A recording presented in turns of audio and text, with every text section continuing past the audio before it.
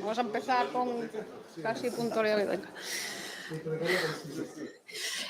Buenas tardes y bienvenidos al cuarto de los encuentros de esta segunda edición del Festival Escribidores. Lo primero, agradecer a la Cátedra Vargas Llosa la invitación a participar en este festival y agradecer también a los organizadores y a las instituciones que hacen posible que Málaga acoja un evento literario de esta magnitud y, por supuesto, también al Museo de Málaga por acogernos esta tarde. Es una mesa redonda que lleva como título El principio de mis historias y para hablar de esos orígenes de las historias me acompañan en esta mesa tres autores latinoamericanos, argentino Martín Caparrós, el peruano Renato Cisneros y el venezolano Gustavo Guerrero, que tienen en común que todos ellos residen a este lado del Atlántico. En España, Martín y Renato, y en Francia, precisamente el país invitado a esta edición, Gustavo. Antes de nada, de empezar, me gustaría felicitar a Martín por el premio Ortega y Gasset a la trayectoria profesional que acaba de ganar. Enhorabuena. Un premio por ser uno de los mayores exponentes de la mejor crónica latinoamericana, se dice el jurado. Casi nada. Bueno, y antes de abrir el debate, que tiene este título del principio de mis historias, me gustaría dar unas pequeñas pinceladas biográficas de cada uno de ellos. Martín es un escritor y periodista nacido en Buenos Aires, lleva asentado en España desde hace una década aproximadamente. Entre sus últimos trabajos están ensayos como El hambre y el aplaudido Ñe América, imprescindible para comprender América Latina y sus circunstancias. Y en novela ha publicado recientemente Sarmiento, sobre el que fuera presidente de Argentina entre 1868 y 1874. Renato Cisneros nació en Lima, también es escritor y periodista, afincado en España desde el 2015, si no me equivoco. Es columnista del diario peruano El Comercio y es autor de varios libros. 3 novelas han publicado en España: Algún día te mostraré el desierto, Dejarás la tierra y La distancia que nos separa. Son todas ellas obras de autoficción sobre la historia familiar de Renato Cisneros. Y en verano va a publicar un nuevo libro, que creo que el título va a ser El lugar de donde vine, aunque ya ahí dejamos la autoficción familiar para meternos en otras familias. Y Gustavo Guerrero, nacido en Caracas, es escritor, poeta, ensayista, editor y catedrático. Reside desde hace casi 40 años, si no 40, en Francia, en París. Y allí ejerce de consejero literario y editor para la lengua española de la editorial francesa Gallimard, y además es profesor catedrático de Historia Cultural y Literatura Latinoamericana en la Universidad de Cergy-Pontoise. Como ensayista ganó en 2008 el premio Anagrama por su ensayo Historia de un encargo, la cátedra de Camilo José Cela, y su último libro publicado es el ensayo Paisajes en movimiento, literatura y cambio cultural entre 2 siglos, que es un mosaico de la literatura reciente latinoamericana. Y en su labor en Gallimard ha sido editor de Javier Marías en Francia y también de autores como Manuel Rivas, Juan Marsé y Mario Vargas Llosa, al que nos acompaña. Tenemos el placer de que nos acompañe, y también Martín Caparrós, efectivamente. Bueno, y volviendo al título que tiene este encuentro, que es El principio de mis historias, vamos a empezar por el principio. ¿De dónde tiene que partir la idea para comenzar a escribir un libro? ¿O qué tiene que tener esa idea para que os enganche y se convierta en historia? Martín, hay una conspiración. ¿Se oye? No, ahora. No, iba a decir que hay una conspiración y también podría decir que hay una conspiración. Es un buen principio para una novela, para un relato. Vamos a ver cómo sigue. Es que yo no tengo mucha idea, porque creo que cada libro lo he empezado por razones y de maneras diferentes. Pensando en esto, recordaba desde el principio de mi primera novela, que empecé a escribir en el año, ¿qué sería? 79, cuando tenía 21 años, y que me parecía tan apropiado, porque decía, pero ya entraste dudando, sabés que no deberías. Así empieza, y fue un desastre. El resto de la novela fue una catástrofe. Anda por ahí, yo no la he vuelto a leer por si acaso. La van a reeditar ahora dentro de un par de meses y me da mucho miedo. Pero creo que hay como eso, todo tipo de relaciones que uno puede establecer con sus posibles principios, ¿no? Recordaba también, por ejemplo, otro caso que fue la única vez que me pasó, que es que se me ocurrió un título y dije, ¿qué novela se puede hacer para llenar este título, digamos? Que era un título que era Un día en la vida de Dios. Estaba escuchando, no me acuerdo, estaba escuchando algo de algún grupo de rock sinfónico que no recuerdo bien cuál era, esto hará 20 años, o sea, ya era muy viejo ese grupo. Eh,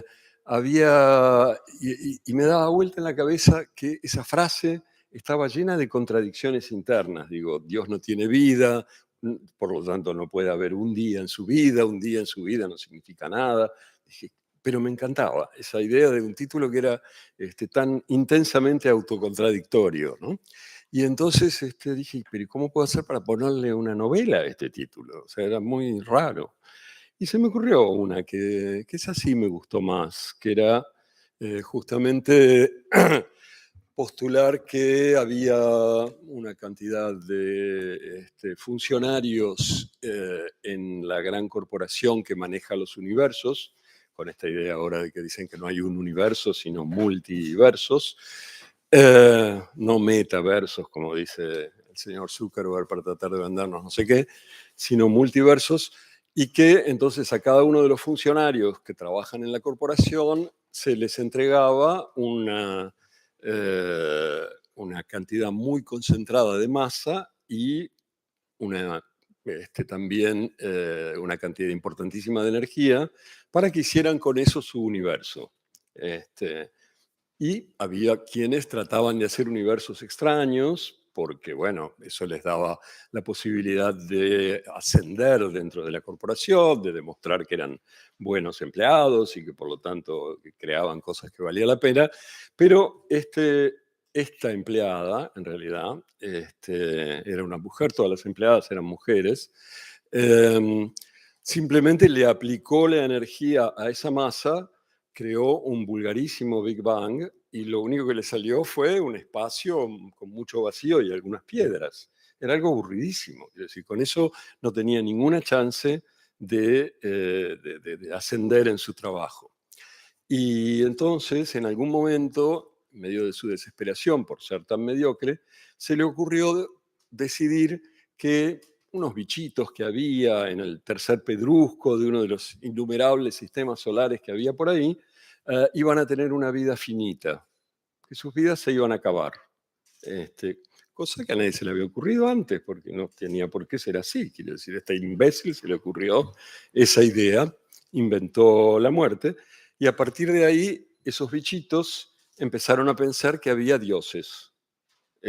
Con lo cual, esta empleada empezó a ser llamada en solfa por sus compañeras Dios, porque era como los bichitos creían que era. Y entonces la novela consiste en 10 escenas a lo largo de la historia en que la empleada baja a la tierra a ver cómo son estos bichitos que a partir de la muerte se han convertido en algo tan extraño. Bueno, todo eso salió de ese tonto título, digamos, de esa primera frase y de una voluntad de incluir también en la primera página otra frase que me gustaba mucho, que era algo así como Dios estaba muy aburrida esa mañana. La idea de poder decir Dios con un adjetivo en femenino me parecía que valía la pena intentar esa novela. Entonces es cierto, hay veces que hay frases que funcionan en ese sentido como una especie de disparador a partir del cual se arman cosas que muchas veces yo no habría imaginado al empezar. Ayer o anteayer anoté, y con esto termino por ahora, anoté una que dice, siempre creí que podría ser peor. Y pensé, esto puede ser un principio de una novela. Porque para empezar no se sabe si que yo podría ser peor, que la situación podría ser peor, que qué podría ser peor. Pero siempre creí que podría ser peor. Probablemente me dé la posibilidad de contarles dentro de un par de años cómo fue la novela que aprovechó este principio, digamos. Sí, abre muchas puertas esa frase. Renato, en tu caso. Bueno, a ver, escuchando a Martín, ratificó la consigna que con Gustavo habíamos pergeñado durante el almuerzo, que era dejar hablar a Martín Caparrós y nosotros limitarnos a hacer las preguntas del público, ¿no? Asumiendo que éramos parte privilegiada del público que tenía un lugar en la mesa. A ver, yo creo que uno en realidad escribe una novela o empieza a escribirla mucho antes de sentarse a escribirla, ¿no? De hecho, uno creo que se sienta a escribir una novela cuando ya no puede más, es decir, en ese momento más desesperado y más inconsciente que consciente de sentir que tiene una urgencia que a veces es física y que a veces tiene otro orden, por escribir algo que lo ha venido atormentando, ¿no? Yo siempre he pensado que los que escribimos, sobre todo somos o partimos de una cierta incomodidad. Creo que ese es el principio de una historia, esa incomodidad que uno desarrolla respecto de algo, que puede ser tu entorno, puede ser tu lengua, puede ser tu aspecto, puede ser el destino que crees que te ha tocado, eh, pueden ser tantas cosas. Y solamente luego de que esa incomodidad te empieza a larvar, primero en tu organismo, pero también en tu cerebro, y empiezas a encontrarte con unas lecturas que confirman que esa incomodidad tiene un potencial, uno se sienta a escribir lo que cree que es el principio de una historia, porque además, por lo general, al menos en mi experiencia, y la he podido contrastar con algunos colegas, lo que uno empieza a escribir nunca suele ser la primera página de un libro final. Yo publiqué una novela sobre mi padre que en realidad no deseaba hacer eso. Yo había escrito una novela muy ambiciosa eh, para mí, que era una novela sobre mi genealogía paterna, que era un mamotreto de 800 páginas, que se le alcancé a mi editor y él me dijo lo último que quisiera escuchar un escritor, que es: aquí hay 2 libros, ¿no? Con lo cual tambaleaba toda la certeza que me había acompañado durante la escritura de esas 800 páginas. Y su argumentación fue tan convincente que no tuve más que darle la razón 2 semanas más tarde. Por supuesto, me tomé 2 semanas de defender mi posición, y 2 semanas más tarde me di cuenta que efectivamente ni la novela empezaba por donde empezaba, ni tenía la resolución que yo había previsto. De modo que la siguiente indicación que él me dio es: vamos a publicar primero la última parte de esa novela. Yo había compuesto un fresco familiar donde cada historia sentimental estaba contrapuesta con un momento de la historia republicana del Perú. Una argumentación que a la hora de la hora no tuvo el correlato en la versión final. Y él me dijo: vamos a publicar la última parte, que es la parte de tu padre, que es la parte más cercana, más contemporánea, donde el lenguaje es más íntimo, y todo lo otro, que es más macondiano. Me ayudó ese adjetivo, lo confieso, me convenció cuando dijo, era todo más macondiano, ¿no? Todo eso resuélvelo en 2 páginas. Esas primeras 400 páginas, resuélvelas en 2. Entonces me vi en el contratiempo de tener que iniciar la novela de una manera que yo no había contemplado. Y recuerdo que empecé... ¿Fuiste capaz de resumir en 2 esas 400 o no? Claramente no fui capaz. Lo que hice fue sacar un artilugio de último minuto y decir, y la novela empieza así, ¿no? La novela sobre mi padre empieza diciendo: no voy a hablar ni de mi tatarabuelo, ni de mis abuelos, ni de mi abuelo, voy a hablar de mi padre, ¿no? Y lo cual de alguna forma, quiero creer, dejaba un lugar a la curiosidad de un lector que podía más tarde interesarse en la otra novela, La Macondiana. Y entonces cuento esto porque confirmo, escuchando a Martín y seguramente adelantándome a lo que va a decir Gustavo, que los principios que uno elucubra cuando hace sus anotaciones y cuando piensa en cuál va a ser la mejor manera de persuadir al lector, nunca tienen a la hora de la hora cabida ante una edición final. Por lo general, a veces el final es el principio, el principio es el final y eso también es fascinante, porque creo que lo peor que puede pasarle a un escritor es que esté demasiado seguro de sus materiales y que tenga respecto de su libro una total seguridad, ¿no? Tengo una novela que no es una novela porque no ha sido escrita, pero tengo el principio, lo voy a compartir en un acto irresponsable, porque yo soy muy supersticioso con esas cosas, pero ahora que escuchaba a Martín contar, bueno, que me gusta el principio, no sé si va a ser un libro que pueda concluir, pero me parece que tiene una serie de promesas ese inicio que ojalá me atreva a escribir. Y dice algo así como, eh, la noche previa a que cayera la dictadura, perdí la virginidad con una prostituta. Y siento que hay una novela contenida en ese inicio. Siento que hay algo que decir sobre esa dictadura, sobre esa virginidad y sobre esa prostituta. No he escrito nada más que eso, pero tal vez algún día pueda sentarme a pensar en esos tres universos que han confluido accidentalmente en ese inicio no desarrollado. Bueno, como Para Martín, no tienes preguntarte ni también la por la frase. virginidad ni por la prostituta, ¿De qué dictadura estamos hablando? De la de Fujimori en los 90, ¿no? Que se extendió 10 años, mucho más que la virginidad y que la vida de esa prostituta. Y en el caso de Gustavo, además, es interesante lo que nos puede decir porque nos puede dar su doble versión de autor y editor. Sí, ¿se escucha? Ahí. Ahora sí. ¿Y ahora? Sí, bueno, ante todo, mil gracias a la Fundación Vargas Llosa por esta estupenda invitación y por la ocasión de estar aquí con ustedes.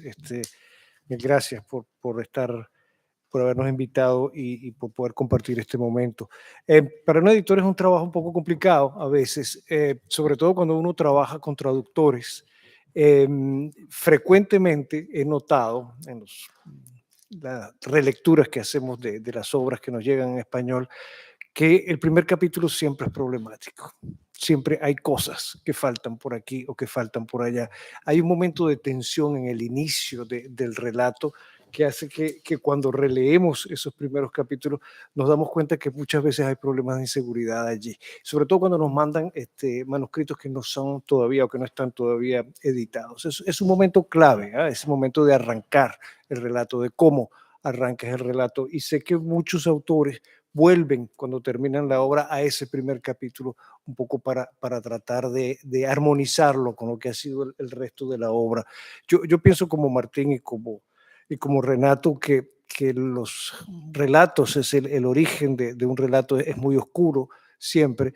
Todos vivimos rodeados de relatos, todos nosotros vivimos rodeados de relatos, comenzando con el relato que nosotros nos contamos a nosotros mismos sobre quiénes somos, ¿no? Y cuál ha sido nuestra vida. Ese relato íntimo que vamos elaborando a través de los años, que compartimos a veces con amigos, con familiares, a veces con un psicoanalista, que justamente nos dice que hay cosas en ese relato que no están bien o que no están bien colocadas y nos obligan a rehacer nuestra perspectiva sobre nuestra propia trayectoria.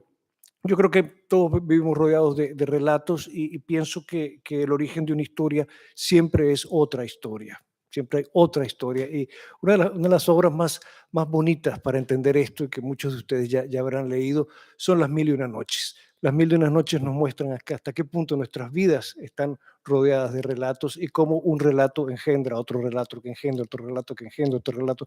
Dentro de Las Mil y Una Noches hay toda esa serie, por ejemplo, dedicada a Sinbad, que es toda una larga serie de relatos encadenados. Y Las Mil y Una Noches nos muestra también algo que ustedes saben por la práctica, que ninguna historia está realmente sola. Todas las historias están encadenadas unas con otras. No hay ninguna historia que esté aislada, no hay ninguna que no tenga un comienzo o un fin que la vincule con otras. Y toda historia además nos cuenta varias historias, de modo que tenemos que estar muy atentos a lo que esas otras historias, que esa historia nos cuenta, y creo que parte del arte de los novelistas como de los cronistas, y esto se ve muy bien en las obras de muchos de los autores latinoamericanos, entre ellos Mario Vargas Llosa, que está aquí, es la manera como el arte del novelista consiste en articular estas diferentes historias. Hay un trabajo de arquitectura de conexión entre historias que hace el novelista y que curiosamente trata de hacer de esa diversidad una unidad, de volverle una unidad a todo esto, un poco como ocurre también en las Mil y una noches. Es curioso este doble esfuerzo de articulación de la diversidad en una forma de unidad. Lo vemos en gente como Borges, por ejemplo. Borges trabajó muchísimo esta idea de articular dos relatos, llevar siempre una trama un poco más oculta que luego va a surgir y hacer que el relato que estamos leyendo nos esté contando otra cosa por detrás que no vamos a descubrir inmediatamente, pero que vemos en algún momento de la historia. Lo que es profundidad para una novela está muchas veces en relación con ese otro relato sumergido que atraviesa la narración primera y que vemos de vez en cuando, vislumbramos de vez en cuando y de pronto aparece o surge en algún momento de la narración. Es complicado hacer eso. Mi experiencia como lector de manuscritos, porque también leemos muchos manuscritos, es la dificultad para manejar estas múltiples relatos que se entrelazan en una novela o en una historia y crear con esto una cierta tensión narrativa dentro del texto. ¿Cómo haces para manejar esa diversidad sin que se te disperse completamente el texto y manteniendo una idea de unidad dentro de esa diversidad y manteniendo también una cierta tensión dentro del relato? Creo que es un punto muy, muy importante para todos. Con respecto al origen, como tal, como te digo, son muy diversos los orígenes que podemos darle a un relato, pero yo creo que siempre hay una historia detrás de la historia que vamos a contar, y esa otra historia es la que tenemos que tratar de traer en algún momento, como tú lo dijiste con tu padre, o en el caso tuyo, con lo que puede estar detrás de ese relato en que siempre se podrá ser peor. Okay. Hacía Gustavo referencia a esa primera página del libro, que sobre todo como editor es tan importante, y Renato decía que nunca lo que empiezas a escribir como principio suele ser al final el principio de ese libro, pero de cualquier manera la primera página del libro que lo habéis publicado es lo más importante. O sea, ¿cómo de difícil es enfrentarse a ese comienzo de los libros? Me gustó, un breve paréntesis, me gustó eso del psicoanalista como editor. Mira, no lo había pensado, ¿no? Y eso que no conozco muchos editores, pero conozco muchos psicoanalistas. Quiero decir, en mi familia todos lo son, y nunca los pensé como editores. Y efectivamente lo que hacen, supongo, ¿no? Es editar el relato que cada uno tiene sobre sí mismo, ¿no? Me gustó, lo voy a usar. Y con respecto a lo que preguntabas, Laura, para empezar, comparto lo que decían Renato y Gustavo sobre la pertinencia de los principios, ¿no? Muchos de ellos terminan siendo impertinentes en sentido literal, quiero decir, no son aquello que uno pensaba que iban a ser, no son el principio. Yo una vez por año hago un taller que me gusta todavía mucho hacer sobre libros de no ficción. Vienen 8 personas de distintos lugares del castellano y traen sus proyectos avanzados de libros de no ficción y los trabajamos durante una semana. Y es mi única actividad psicoanalítica, digamos. Y en la mayor parte de los casos se verifica que aquello que planteaban como principio no es el principio. O sea, el principio en muchos casos de esos trabajos a medio hacer son como una especie de justificación de por qué voy a hacer lo que voy a hacer. Y en general nada necesita esa justificación. Quiero decir, si esa justificación no está implícita en el texto, es innecesaria, superflua y nociva, ¿no? Entonces, en general terminamos sacándole los principios a casi todo lo que traen, lo cual es una contradicción fuerte para venir al tema de la crónica, porque yo antes hablaba más en términos de ficción, es una contradicción fuerte con algo en lo que yo insisto mucho, que es que quizás lo más importante para escribir una buena crónica, ya no un libro, sino una buena crónica de, qué sé yo, 10.000 palabras o 20.000 palabras, es el principio. El principio es sin duda el párrafo que más se va a leer de todo ese texto, para muchos será el único que leerán, es de algún modo un anuncio, digamos, en los dos sentidos de la palabra, de lo que vendrá después, y es también aquel que establece el tono de lo que vendrá después, ¿no? Según empiece algo, uno se da cuenta de cómo, incluso el escritor se da cuenta de en qué tono está contando. Tono es una palabra un poco arcana, pero creo que sabemos de que es como el tiempo según Santo no sé qué, Santo Tomás, pero creo que sabemos de qué estamos hablando, ¿no? Entonces, yo siempre digo que el cronista, digamos, es un cazador de principios, en el sentido de que es alguien que en su trabajo de campo, digamos, en el trabajo que hace para recopilar y para mirar aquella realidad que después querrá contar, tiene que estar sobre todo buscando principios, buenos principios para su texto. A mí me pasa, yo cuando encuentro un principio ya me quedo más tranquilo, digo, bueno, ya tengo una apertura, pero sigo buscando y probablemente encuentre otro y quizás otro. Si tengo 3 o 4, digo, bueno, esto va a ser un texto que ya empieza a tener su potencia, porque voy a usar uno de ellos como principio y los otros los voy a usar como para reabrir en determinados momentos cuando necesito revigorizar el texto, digamos, ¿no? O sea que la búsqueda del principio, sobre todo en la crónica, es muy importante en la medida en que, bueno, tiene que tener que ver con la realidad, digamos. Uno tiene que haberla encontrado en la realidad. Escribiendo una ficción, uno siempre tiene la esperanza de que el penúltimo día el editor diga, no, tienes que empezar de tal manera. Y ya ahí dice, muchas gracias. Bueno, siendo muy cierto todo lo que ha dicho Martín respecto de todo lo que implica ese inicio, ese principio, creo que lo primordial para un escritor es tratar de deshacerse de esa responsabilidad, es decir, empezar a escribir una novela sin la presión de que ese primer párrafo va a desembocar una serie de promesas y que plantea desde un inicio ya el universo que la novela trae consigo. Yo quisiera, digamos, ahondar un poco en la respuesta anterior y un poco a la luz de lo que decían Martín y Gustavo, en que efectivamente las novelas no empiezan, no solamente cuando uno las escribe, sino cuando uno las empieza a comentar, ¿no?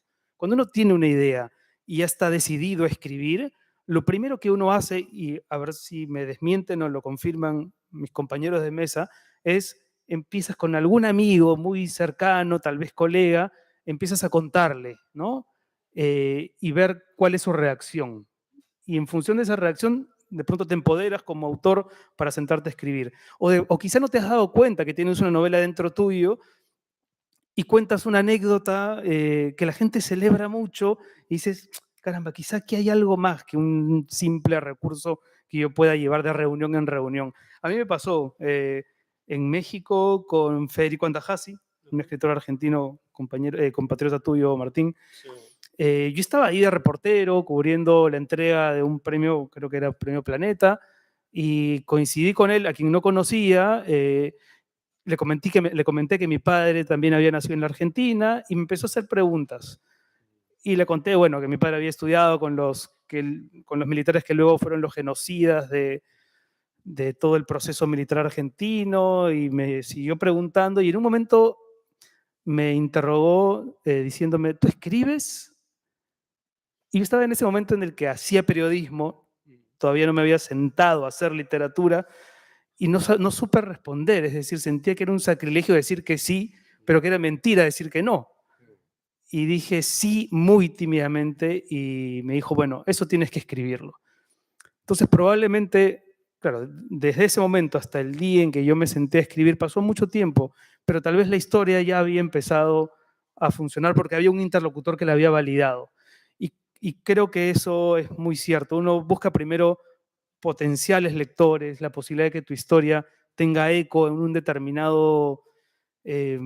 para empezar, para ti, por supuesto, tú eres el primer lector de tus libros, pero que genere algún tipo de interés. Y luego ya en la manufactura pura, uno siempre aspira, no sé, a que su primer párrafo sea el inicio del extranjero de Camus, de Conversación de la Catedral, de Corazón tan blanco de Marías, de 100 años de soledad.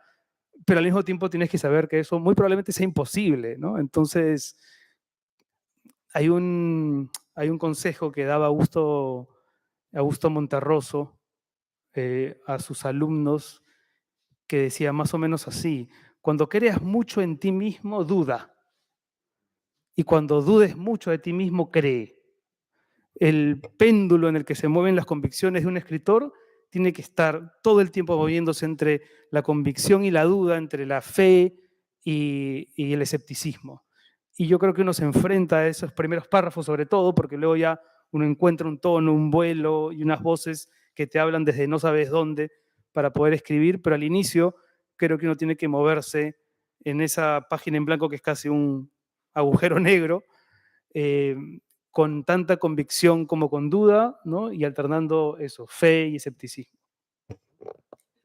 En el caso de, de Gustavo. Sí, yo escucho un poco lo que están diciendo ellos y me parece que es muy acertado todo el problema de comenzar, de cómo comenzar y cómo enganchar al lector. En francés se dice accroche, se dice si una novela te engancha o no te engancha. Y eso, hay otro dato que algunos de ustedes conocen sin duda y que ellos también conocen, y es que hoy en día hay muchísimos libros, muchísimos, y que el tiempo que le damos, por ejemplo, a la lectura de una novela en agencias, tanto de scouting como en agencias literarias, como nosotros los editores, es un tiempo limitado. Es decir, muchas veces mis lectores les dan 50 páginas a una novela, y en esas 50 páginas tiene que convencer. Y por supuesto, dentro de esas 50 páginas, las 10 primeras son definitivas. En las 10 primeras páginas son aquellas en donde sabes si se va a estructurar algo o no se va a estructurar, si se va a hacer, si no se va a hacer. Y el propio lector también maneja esa velocidad cuando va a la librería, ojea un poco aquí y allá, y muchas veces el lector en librería o el propio librero que hace, lee las primeras páginas para ver si esto le interesa o no le interesa. Hay un equilibrio que nosotros los editores tenemos que hacer continuamente entre la cuarta de forro o la contratapa, como decimos en América, y las primeras páginas de la novela. Es un ejercicio que va entre lo que contamos al final y lo que el cliente que va a estar en librería o el lector que va a estar en librería va a leer en esas primeras páginas y que puede o no puede engancharlo. Entonces hay un trabajo de edición alrededor de esas primeras páginas que es muy importante, sobre todo cuando se trata de autores jóvenes, como estos dos muchachos, y de autores que no son muy conocidos del público. Evidentemente, cuando se trata de un autor que ya tiene un público consagrado, eso no se plantea de la misma manera, evidentemente, pero entre los más jóvenes sí.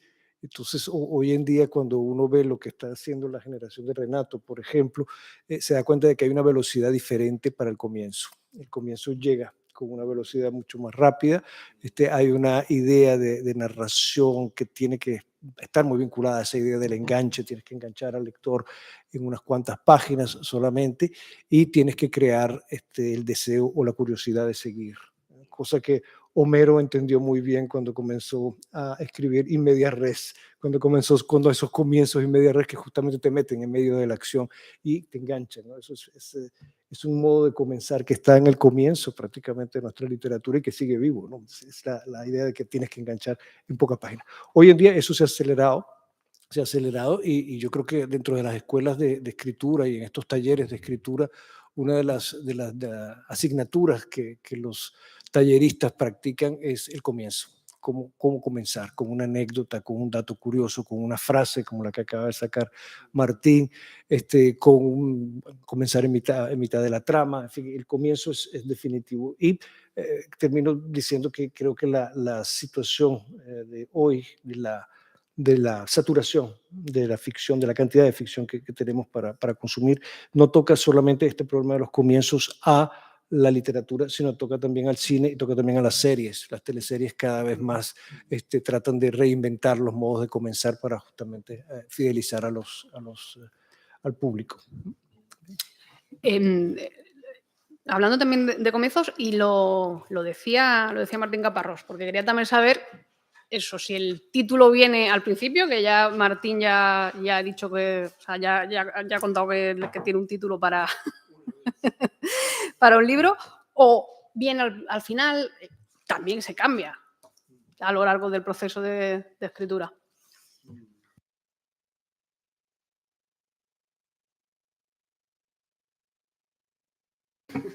Es que lo quería decir en voz baja. Creo que hay para todos los gustos, hay absolutamente para todos los gustos, ¿no? Hay títulos, como decía antes, que se te aparecen de pronto y quieres hacer algo para justificarlos, y hay libros que llegan hasta casi su final sin tener un título claro, ¿no? Y después están los psicoanalistas que vienen y A mí me pasó, es una tontería, pero con la penúltima novela o así que publiqué, que ahora se llama Sin Fin, durante todo mi trabajo de escritura, se llamaba una cosa así, es difícil. Es un signo chino, así, que quiere decir el cielo, el paraíso, digamos, porque es todo sobre una especie de paraíso de vida virtual, paradisíaca que se ofrecía, etcétera, etcétera. Y yo la llamé así todo el tiempo. Y la mandé a mi editor así. Y la carcajada más chica que sé yo fue a 15 kilómetros, porque me decía, ¿qué quieres? Que entre la gente a la librería y pregunte, oiga, esa novela medio china de Caparrós que tiene un dibujito en la tapa. Decía, por ejemplo, cuando un crítico la quiere reseñar, ¿qué va a decir? ¿Cómo la va a llamar? Eso es como, comparando con la música, como cuando Prince se llamaba con ese símbolo también. Sí, no lo había pensado en esos términos, pero sí, claro. Bueno, me dejé disuadir cobardemente y se llama Sin Fin.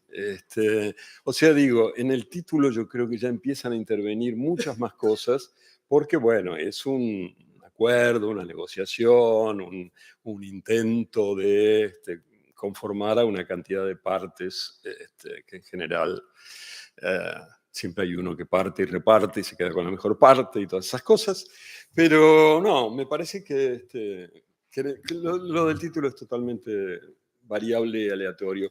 Una sola cosa quería comentar, que me gustó esto que decías, Gustavo, de que los lectores en las librerías, pero también los que hacen informes, los editores y demás, leen 40, 50 páginas, porque nunca había pensado en ese aspecto de la influencia de Borges en la literatura contemporánea. Quiero decir, a mí por lo menos me pasó durante casi décadas que yo no pensaba que pudiera dejar un libro. Si había empezado un libro tenía que terminarlo, porque bueno, hay una cuestión de respeto, de algo así. Hasta que un día leí que Borges decía que no había que terminar los libros. Y fue un alivio extraordinario. Yo creo que gané 10 años de vida al leer esa frase, de no leer libros insoportables solo por respeto a un autor que los había trabajado y qué sé yo.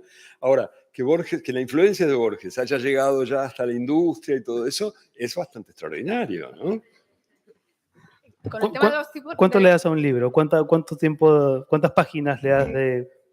Depende mucho de qué páginas son, pero hay algunos que los revoleo al cabo de 10 o 20. Quiero decir, y me pasa cada vez más frecuentemente. Sí, revoleo, quiero decirlos. Eso. Tú eres de los que es salen, figurado porque lo tú leo en un sales de la iPad, o película. sea que no es que tiro un iPad cada vez que dejo de leer un libro. Pero... Martín, ¿tú eres de los que sales de la sala de cine, te vas del cine a mitad de la película o te quedas hasta el final? Poco. Alguna vez. De lo que no puedo irme nunca es de una obra de teatro, porque me parece que hay gente ahí que está trabajando. Pero no por falta de ganas, sino por exceso de prudencia. Te da un poco de pena. Una mezcla de pudor y pena. Con el tema de los títulos, Gustavo confesaba que los cambia todos. No los cambio todos. No los cambio todos. Cuando puedo, sí, pero no los cambio todos. No, el tema de los títulos podría ser para nosotros, desde el punto de vista editorial, el comienzo. El verdadero comienzo de la novela es el título. ¿Entiendes? Claro. El título, allí comienza el libro, y el título que cumple como varias funciones, ¿no? Porque el título es una promesa, el título es también como el horizonte es el que va a ir el libro en un momento dado. Y la dificultad cuando trabajamos con traducciones, como es el caso nuestro. Actualmente estamos terminando la revisión de la traducción de Ñaméric, que se llamará así en francés. Ñamérica se llamará Ñaméric. Menos mal que los italianos tradujeron primero el libro y lo hicieron. Lo llamaron Ñamérica, Ñamérica, y en francés se llamará Ñaméric también. Y tuvimos todo un debate sobre el título que íbamos a hacer con el título de Martín. El traductor participó en ese debate también. Y es apasionante porque cuando entras en este tipo de discusiones te das cuenta hasta qué punto el título es esencial para elaborar el sentido de un libro, ¿no? Para darle un sentido a un libro. Y hemos tenido que cambiar algunos, no en el caso de Martín tampoco. En el caso de Mario, creo que una vez solamente tuvimos que cambiar un título. Mario, si no me equivoco, fue el título de la novela sobre Gauguin. Creo que fue el traductor Albert Bensoussan que sugirió otro título que no es exactamente el título de la novela en español. Pero en general tratamos de conservarlo. Hay casos en los cuales no se puede porque la palabra, por ejemplo, utilizada en el título en español no existe en francés. Entonces les doy un ejemplo, el caso de los enamoramientos de Javier Marías. Los enamoramientos de Javier Marías no existe en francés una palabra para decir enamoramiento. ¿Entiendes? En francés, a diferencia del español, enamorarse es una actividad pasiva, esencialmente pasiva. On tombe amoureux. Es decir, el amor te cae encima y ya no pudiste hacer nada más. Fíjense ustedes, en español o en portugués, en español es enamorarse, o sea que uno pone algo de sí, ¿no? Trata, hay una parte activa en el asunto. En portugués, namorando, también cuando te estás enamorando, pues estás haciendo esfuerzo. En francés eso no existe. Entonces, ¿qué podíamos hacer con los enamoramientos? ¿Cómo íbamos a traducir esto? Tuvimos un debate muy largo con Javier, que también hablaba francés, y eso no facilita las cosas, créanme. ¿Eh? Cuando el autor habla francés no facilita nada porque él tiene un control sobre la traducción. Y tuvimos un debate con Javier sobre ese tema porque existe una palabra muy vieja francesa que es amouracher, que puede de pronto servir, pero en realidad da una idea muy vaga y muy baja y muy lúdica, ¿no? y es despectiva. ¿No? Entonces tuvimos toda una discusión porque Javier con su diccionario en Madrid pensaba que sí existía una palabra utilizada en el siglo XVII que podía decir eso, y nosotros le decíamos que no, que era imposible hacer esto, y finalmente llegamos a un acuerdo sacando algo que utilizamos mucho para los títulos o que se utiliza mucho para el comienzo también de un texto. Conseguimos una cita de los Tres Mosqueteros, en que en un momento dado Aramis, porque dentro de la novela Los enamoramientos se cita mucho Los Tres Mosqueteros, y en un momento dado Aramis dice que él ha vivido y ha muerto varias veces como viven y mueren les amours, como viven y mueren los amores, como los amores. Entonces el título en francés final fue Como los amores, como les amours, como les amours, que guardó la referencia un poco al enamoramiento, pero que sustituyó, por supuesto, con una cita dentro del texto, lo que era el título original en español, que no se podía traducir al francés. Entonces, estos son algunos casos en los cuales tenemos que a veces que modificar el título, pero con el cuidado de que tocar el título de un libro es tocar algo que es aún más delicado que el comienzo, porque allí tienes todo un horizonte, tienes toda una interpretación del libro y creas toda una expectativa alrededor del libro. Uno de los títulos más geniales en la traducción al francés, y aquí homenaje al traductor de Mario, que es Albert Bensoussan, es Las travesuras de la niña mala, que se llama en francés Tour et Détour de la vilaine fille. Maravilloso título, y es una manera de rendirle aquí homenaje a Albert y de decir también que a veces cuando traducimos los títulos lo hacemos aún mejor.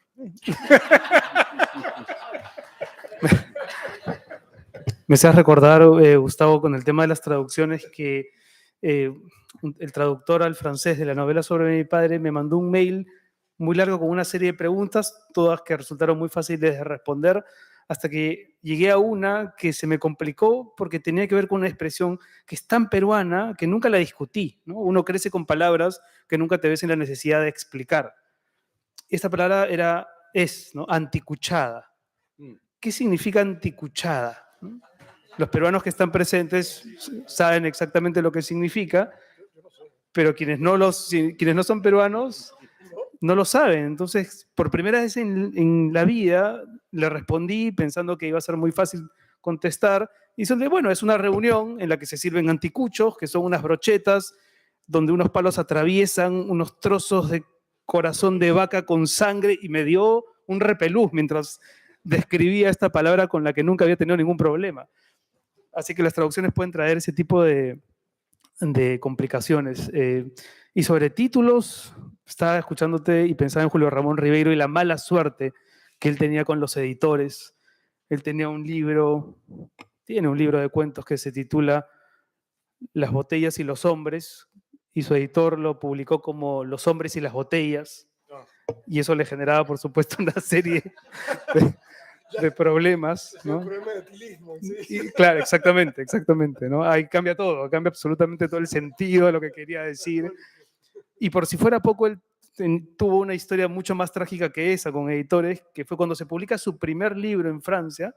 Gallimard lo traduce, puedes rastrear la anécdota, Gustavo. Llega a su departamento la caja con los libros, él abre la caja y encuentra en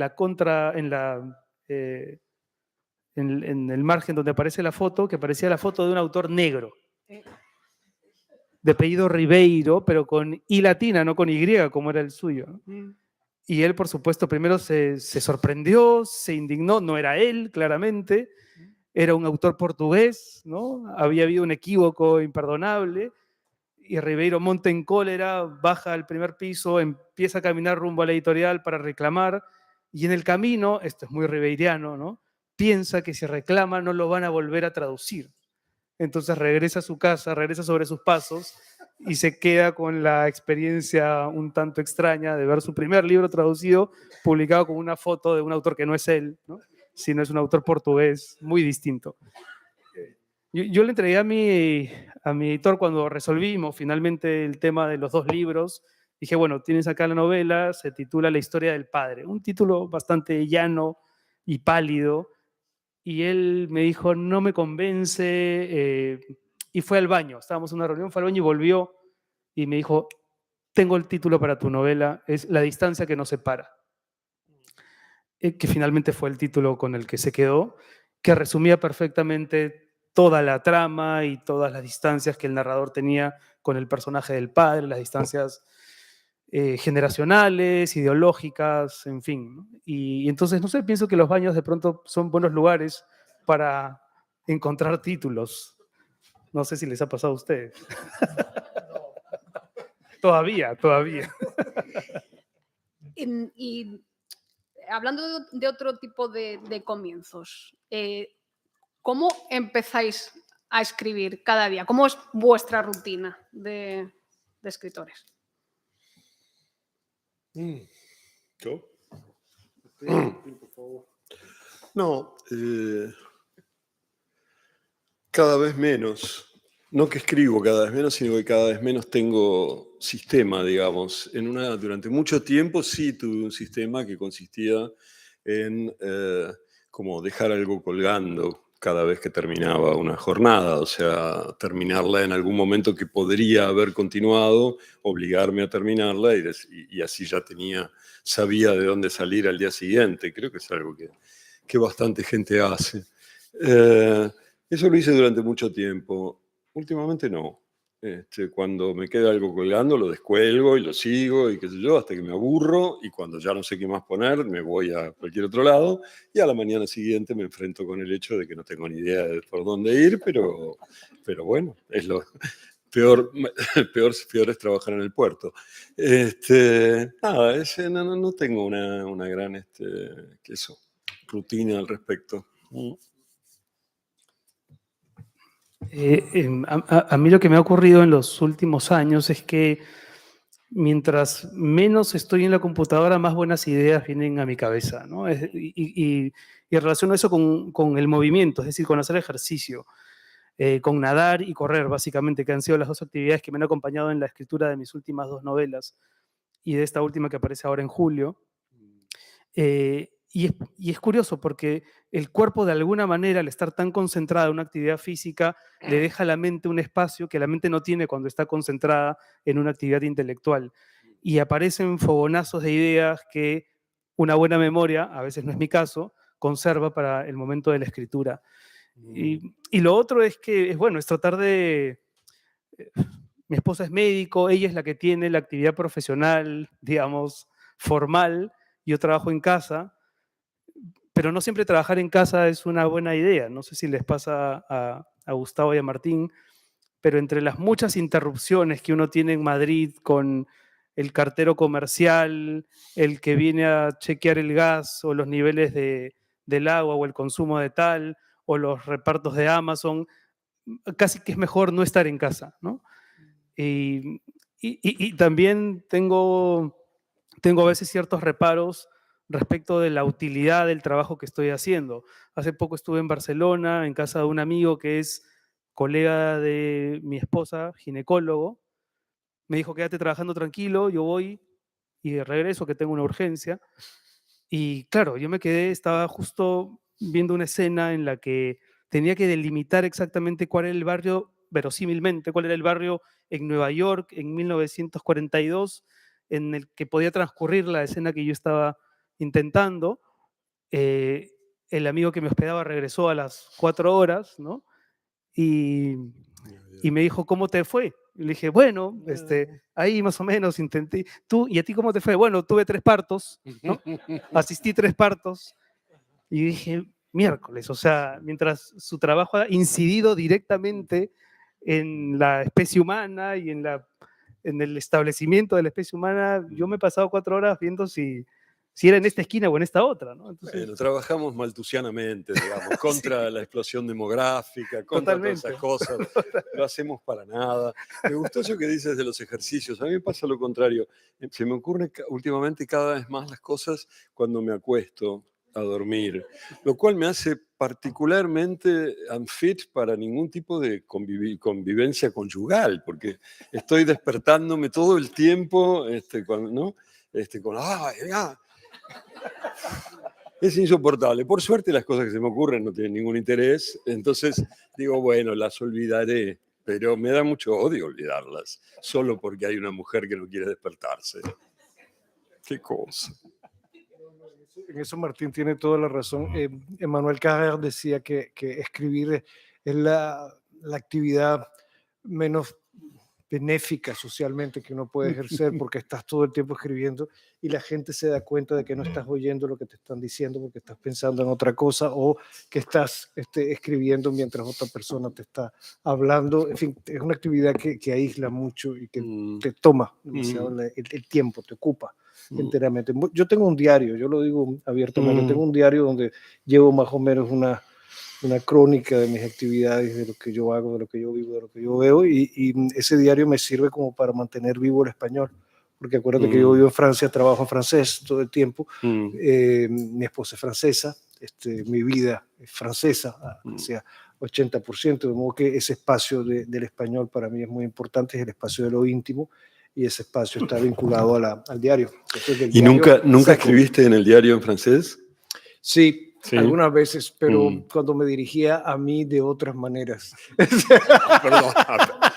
Perdón. Cuando quería decirme cosas a mí mismo de una cierta manera. Para mí nada es tan revelador. Para mí nada es tan revelador sobre mi trabajo que cuando le preguntan a mi hija de 5 años qué hace tu madre y qué hace tu padre, ¿no? Y cuando le preguntan qué hace tu madre, ella dice con mucho orgullo y con una cierta imaginación de las cosas, es una doctora que trabaja en el hospital, ¿no? Y tu padre está en la casa, ¿no? Casi como diletando ahí, si no hace nada. Sí. Las reuniones de padres las paso un poco mal a veces. Pues yo creo que sí, tenemos tiempo para alguna pregunta del público. No sé si hay por ahí algún micrófono por la sala. Sí, por allí viene el micrófono, con un hombre llevándolo.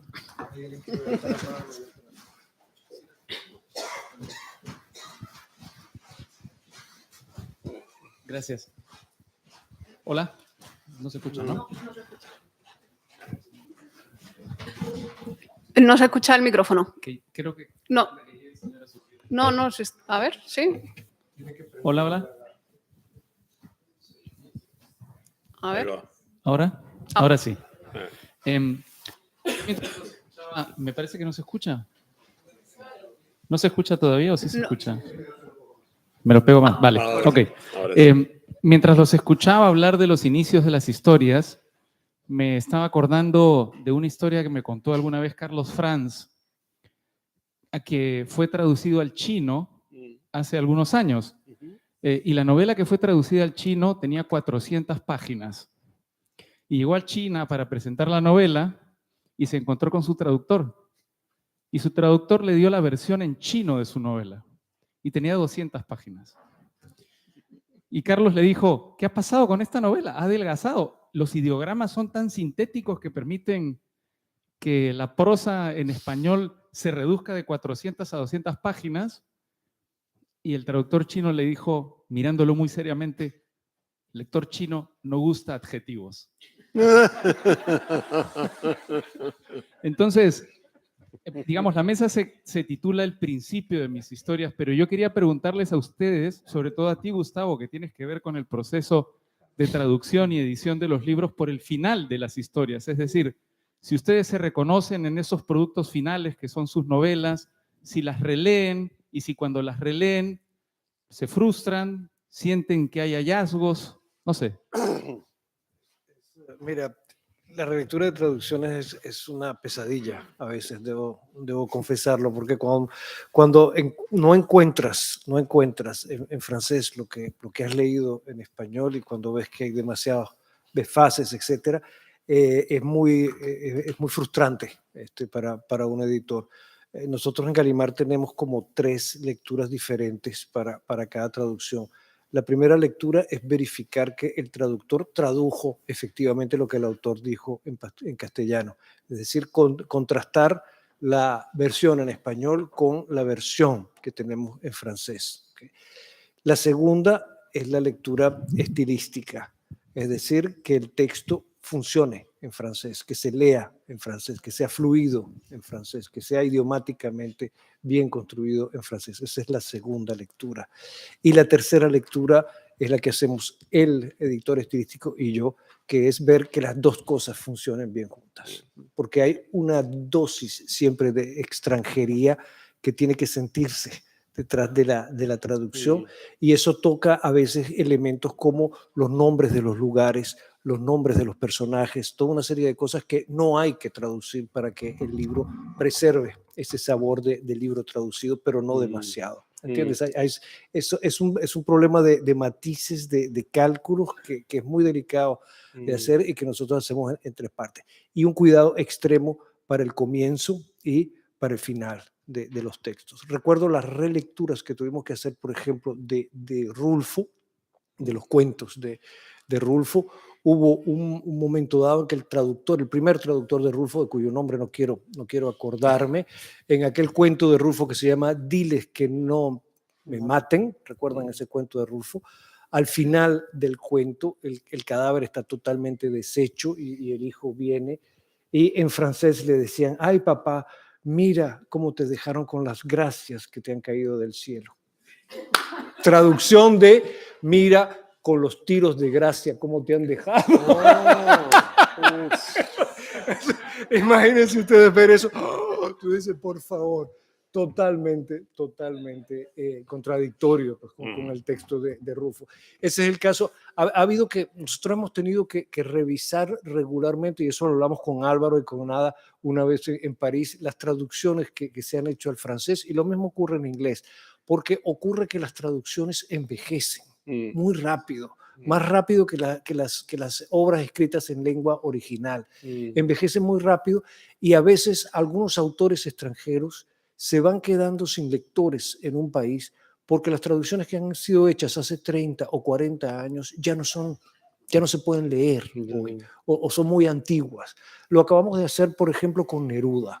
Stéphanie Decamps, ahora para los 50 años de la muerte de Neruda, que son aparentemente noticia, esos 50 años de la muerte de Neruda, hemos tenido que rehacer toda la poesía amorosa de Neruda, porque las primeras traducciones que se hicieron allá por los años 40 y 50 eran unas traducciones tan ampulosas, con "oh, amada", en fin, ese tipo de cosas, que hoy en día no son legibles. No puedes leer la poesía de Neruda en esos términos en francés. Entonces hubo que rehacerla casi toda, como tuvimos que rehacer también la poesía de Borges, mal traducida, pésimamente traducida por Ibarra, que transformó la poesía de Borges en la de un poeta del Renacimiento francés, con versos de 14 sílabas y una cosa que parecía Ronsard.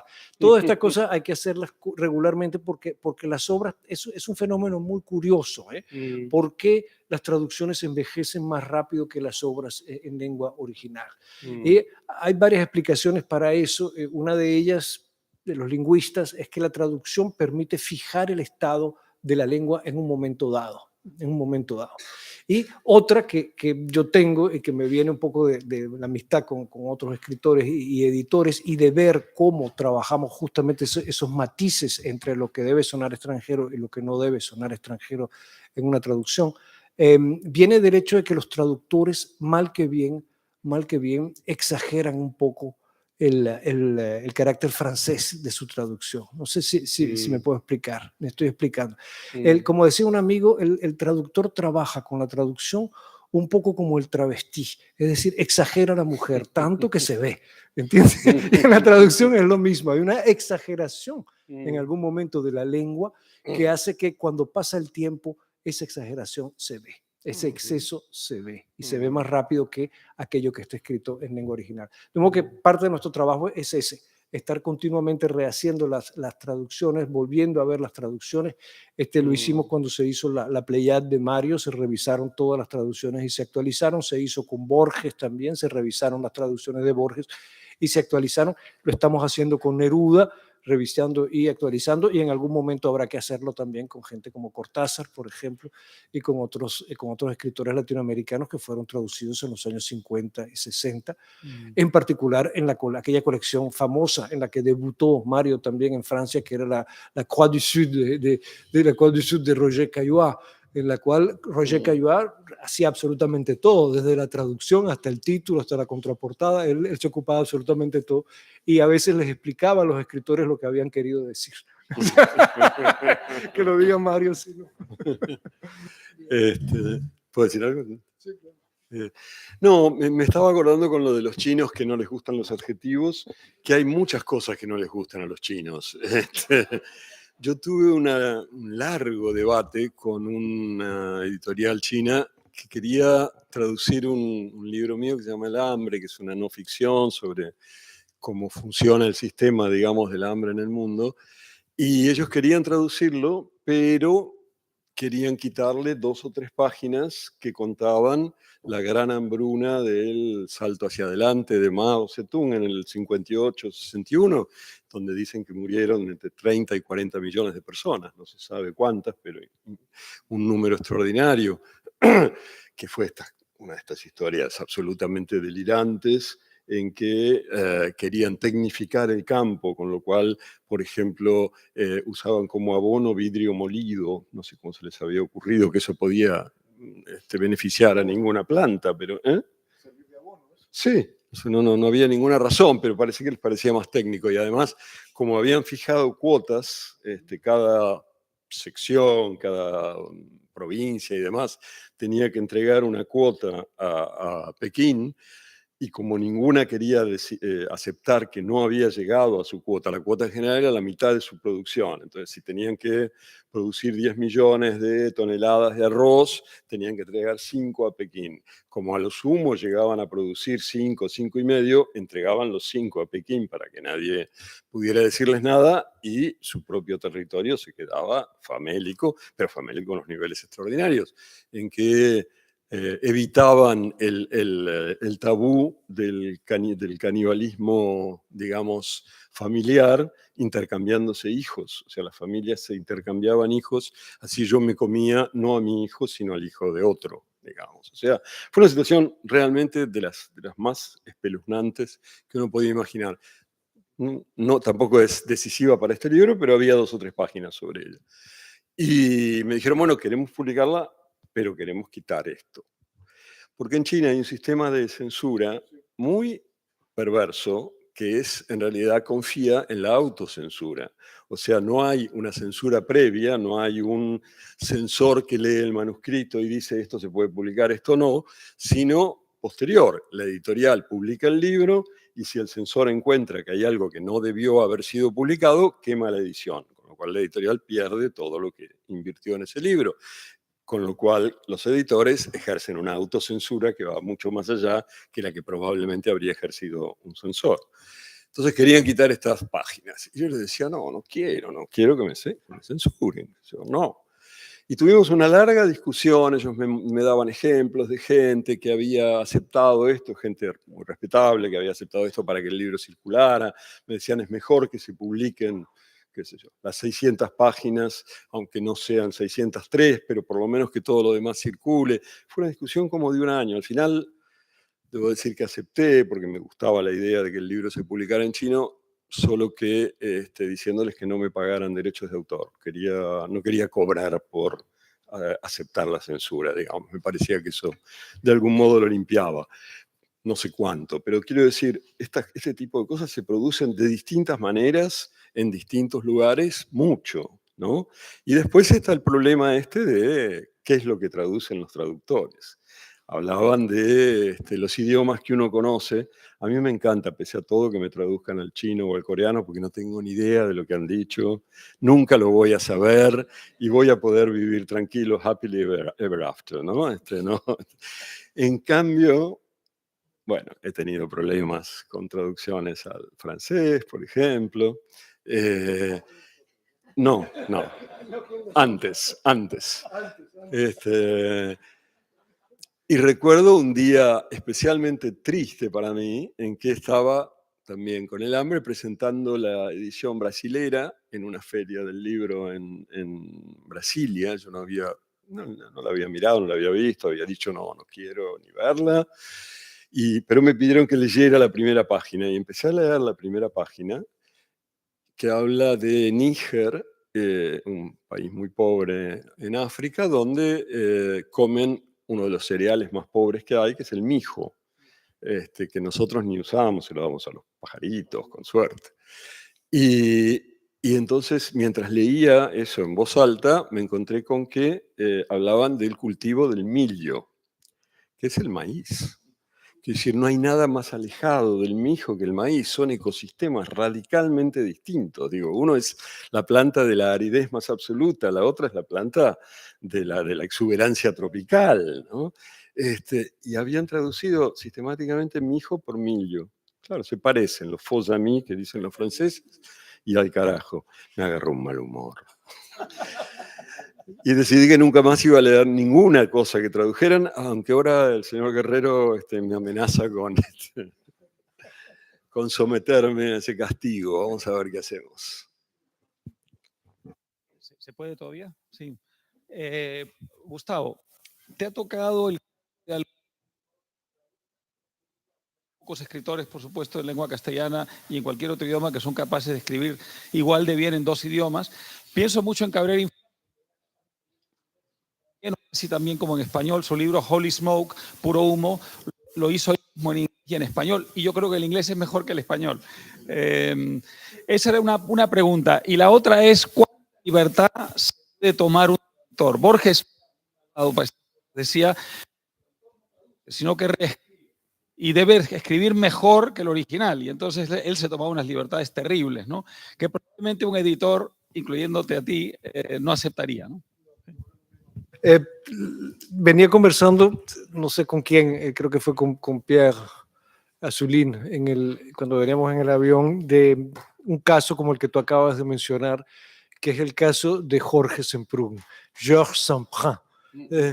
Georges Semprún, Georges Semprún, era capaz de escribir en francés y en castellano. Escribía en los dos idiomas con mucha fluidez y idiomáticamente una lengua muy correcta en los dos casos, ¿no? Una gran parte de su obra está escrita en francés, como tú sabes. Jorge tuvo la idea, pocos años antes de morir, un par de años antes de morir, de escribir una novela en español, de volver al español, y escribió aquella novela que se intitula 20 años y un día. No sé si ustedes, publicada por Tusquets aquí en España. Y claro, nosotros siempre habíamos publicado a Georges Samprin en francés, evidente, y de repente llega esta novela de Jorge Semprún para traducir.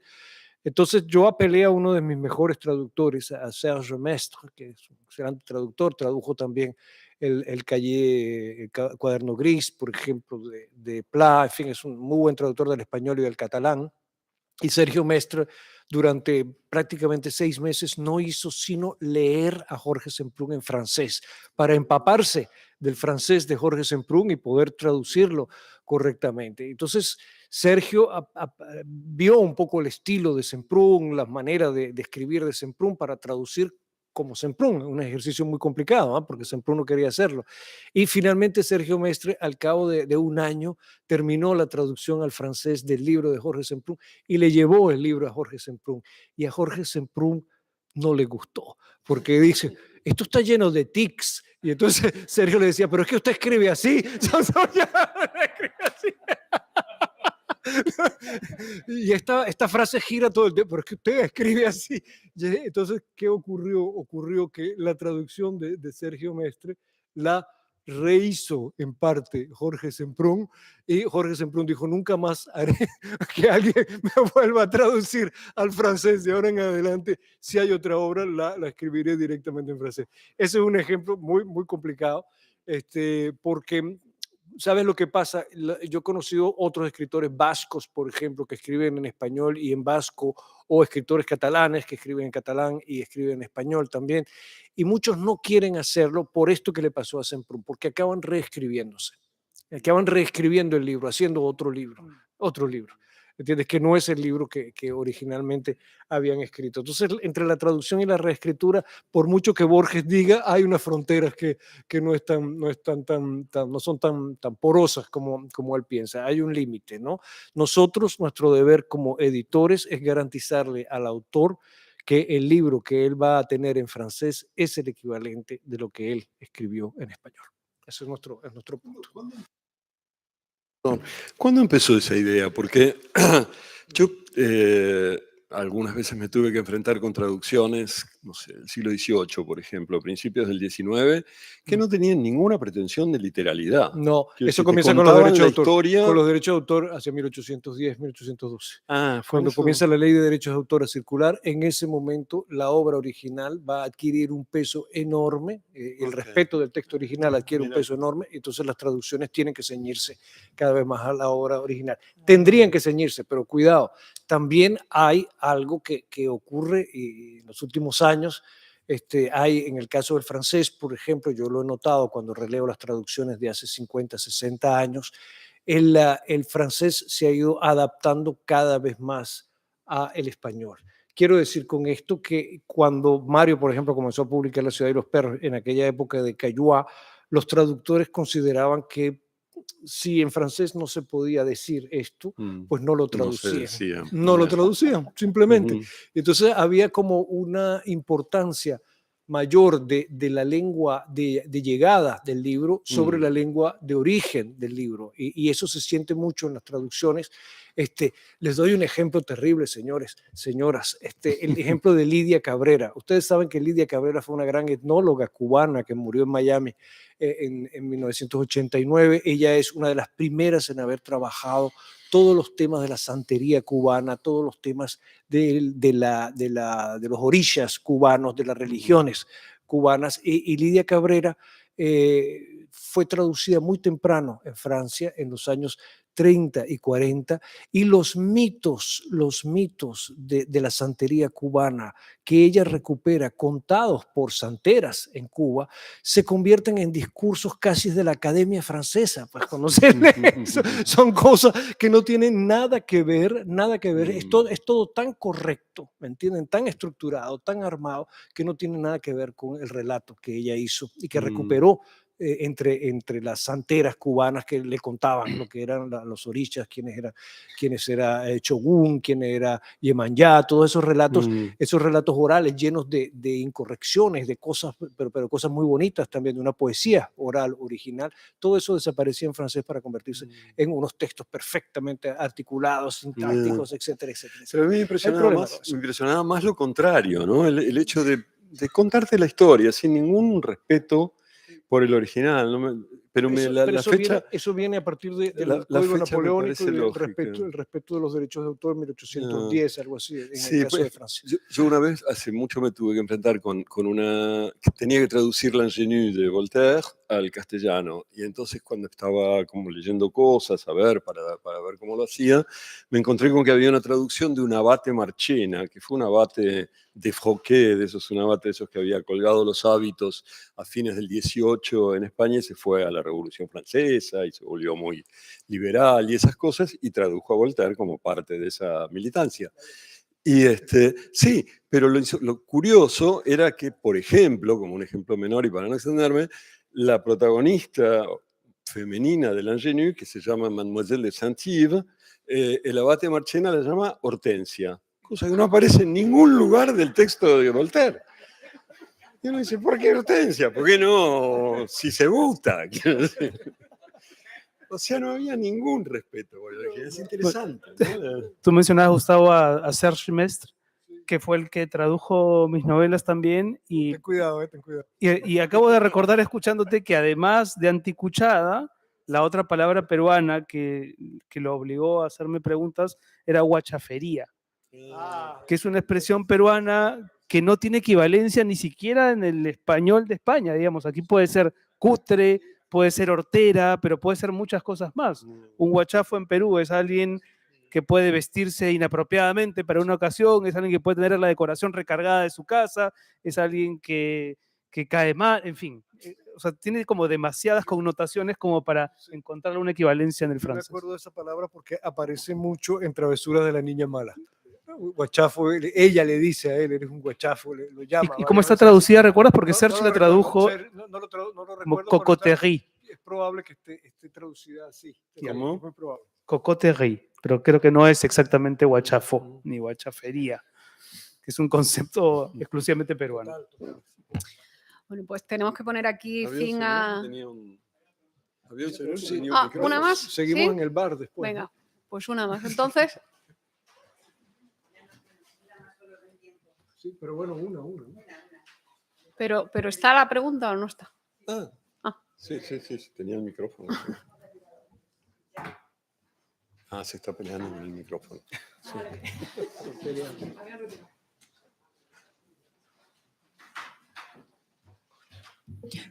¿Quién era el que iba a preguntar? ¿Que le quieren dar el micrófono? No, se Bueno, arrepintió. pues nada. No hay pregunta al final. Bueno, recordamos que ahora a las 8 de la tarde en el auditorio del Museo Picasso Málaga es la siguiente mesa, Literatura y Presente, con Sergio del Molino, con Valeria Correa, Leila Guerreiro, y que modera Cristina Fuentes. Y bueno, agradecer a estos tres magníficos autores, Martín, Renato y Gustavo, por haber compartido esta tarde con nosotros, hablando de esos principios de las historias. Gracias.